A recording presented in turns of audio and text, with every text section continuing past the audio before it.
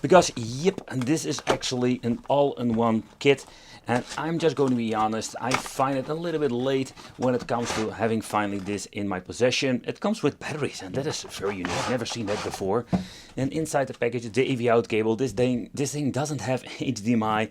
We do have the, I think it's this special, like, how do you call this? Wrist strap or something like that. And the all famous Bale 5C battery. And it looks kind of weird in my opinion. I don't know what's going on with this thing. But they are dirty cheap and can be replaced fairly easy. The toilet paper manual of the Game Magic. So the user manual. It explains slightly how you need to put your batteries in, what everything does, and that's only it. The micro USB cable, that's what I'm using for charging the device, another set of batteries, and then we're having the system itself. And man, this thing looks bulky and very thick. And oh man, this thing is freaking awesome in my opinion. You can even slide the joysticks out. It has no motion whatsoever. The way how everything has been made, there is no connection like with an original Nintendo Switch. It's just a piece of plastic that you're going to be sliding in. The bezel is also very huge compared with the original Switch. And yeah, let's be honest, this is absolutely laughable bad. But it doesn't matter. Okay, let's get this thing off. The system itself, yeah, what are we going to getting with this? When you're looking at the certain configuration, everything works like it should be. Having the left D-pad for navigating through the menu, and if you want to start a certain game, you can just use the start at the right if you want to. Yeah, and this is not normal when you're going to be like disconnecting the controllers.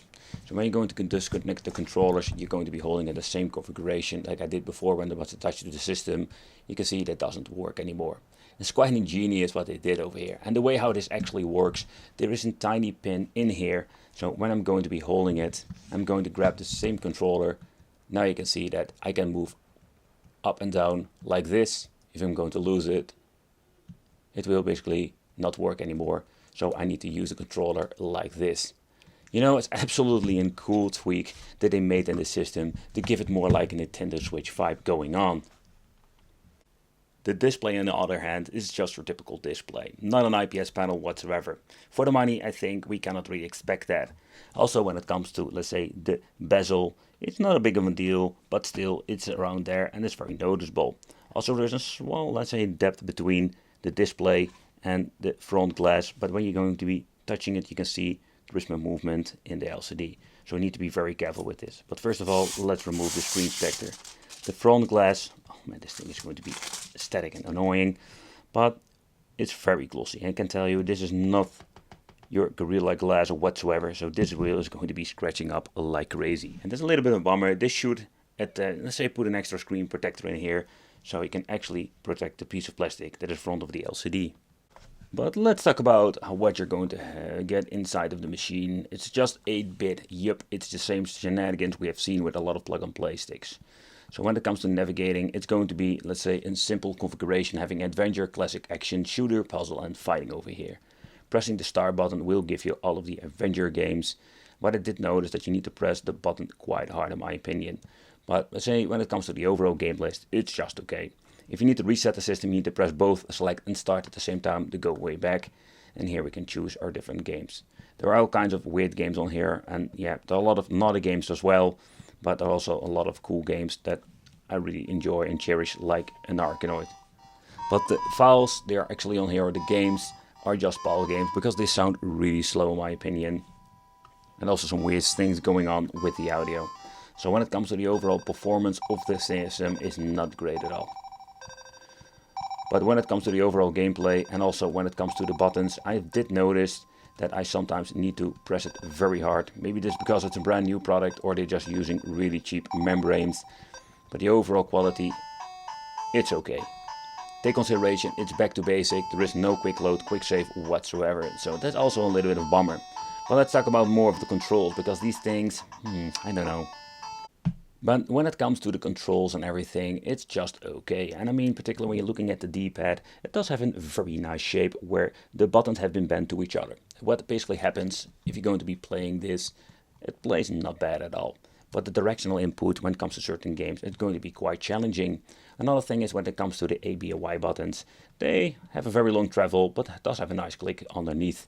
Then we're having, of course, both controls have a select and start, but they are very difficult to press simply because they have long travel and they only make contact when you're pressing them very deeply in.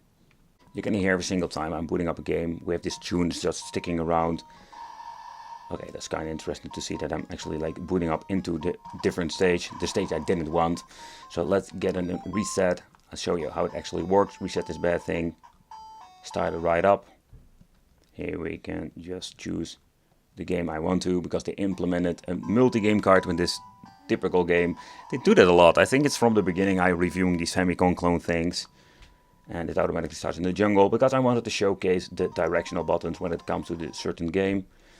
And this is the thing that I do have a double feeling. Here you can see that I'm having some problems shooting to a certain direction, because I really need to get to the use to the D-pad. The next test I'm about to do basically is just seeing what happens if you're going to be unplugging both controllers, and let's see if this thing works with 2 players.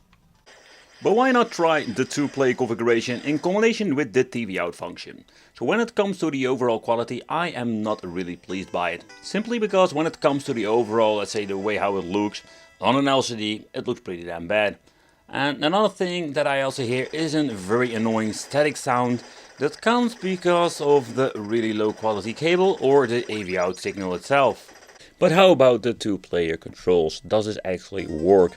So first of all, this is the player 1 and it seems to be having no input delay or crazy things going on. The only thing I've noticed that you need to press the button quite hard to actually get something going on.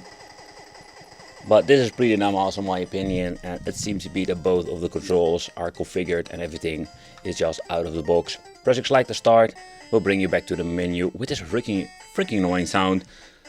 But that's it, this is actually what we're going to get when it comes to the 2-player configuration and the Switch TV out capabilities for the Schmitch. That's what I need to call it. Every single game I will find on here, it's going to be sounding really slow for most people, simply because this is just the PAL files they're using, or PAL games. But this thing does have a lot of cool games that are actually a lot of fun to play nowadays. Even this tank game is absolutely a classic one in my opinion. No. But it looks really stretched out in this display. That's a fact. And there's no aspect ratio, unfortunate, what we can change out. And when you're going to be scrolling through the list, there are so many different crazy games out there, including some naughty games like this Pac-Man game. I think it was called Pac-Man World. Back in the day I did play it myself on the Mega Drive, I can recall, but personally I prefer myself the original Pac-Man. I don't know if it's normal, but you do see weird screen tearing going on or some weird sounds going on at the bottom. But besides that, the game seems to be running just fine. Yeah, so there is a game actually called Banana. Yeah, this is just weird. More of the homebrew games you will find on the normal new systems, but isn't this just a Dig Dug game or whatever? I must say it's a very catchy tune.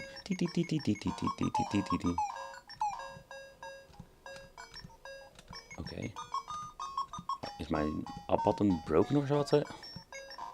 I cannot go up or something? I think it is. Okay.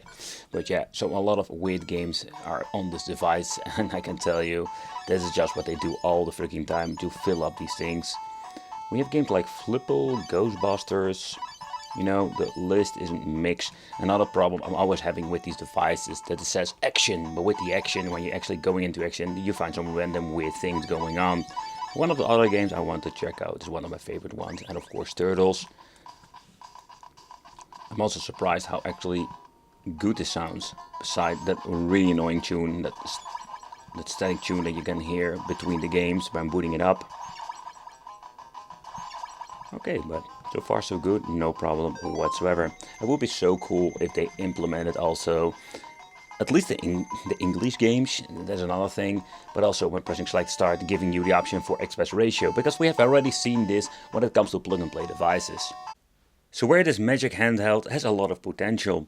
It's quite unfortunate that it only plays 8-bit games. How cool would it be if this thing has an HDMI function and can play all kinds of retro games? We've seen all kinds of devices from China that can do it, and that would be absolutely making this thing pretty damn awesome.